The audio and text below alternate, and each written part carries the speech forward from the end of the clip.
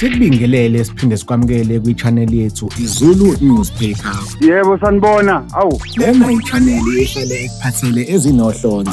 Ngiyalele phela khuluma ngiphathwe ikhanda. Umculi wamapiyano wakuleli uLady Dium useveze ukuthi seligqabukile igoda phakathi kwakhe ne-MXT Management. Emasontweni adlule lo mculi uveze ukuthi le nkampani imxhaphaze kakhulu ngezezimali. Lo mculi uthi imanager yakhe yayibiza abahleli bemcimbi imali engaphezulu kwale ababevumelane ngayo.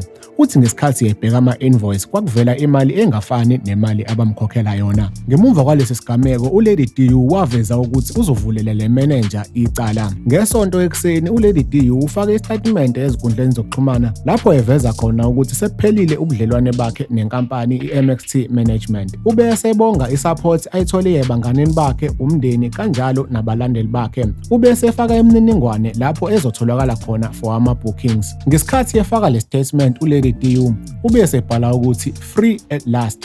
Ngiyabonga kakhulu ku-Tailor-Made Legal Solutions okuyinkampani yabameli ebisingethe lolu daba. Uveze ukuthi lesigameko bese siwuphule kakhulu umoya wakhe njengamanje ujabule uyafa. Wembukeli, singathanda ukuzwa okwakho kuphawula mayelana nalolu daba. Sicela ukuthi ushiye i-comment la ngezansi, thina sizobe sesibuyela kuwena noma kanjani. Wembukeli, ake sikugoqe lapha-ke besikuphathele khona namhlanje. Siphinde sikuthembise ukuthi sizolokhu nje seniphakela njalo izindaba ezishisayo lapha kwiZulu Newspaper-ke. Kanti-ke ungakhohlwa ukuthi usubscribe kwi-channel yethu ebese ucindezela u-notification bell ukuze sizokwazisa njalo uma kunomfanekiso ofana njengalo esiwufakile. Ake siyibambeni khona lapho bese sithi nje salute.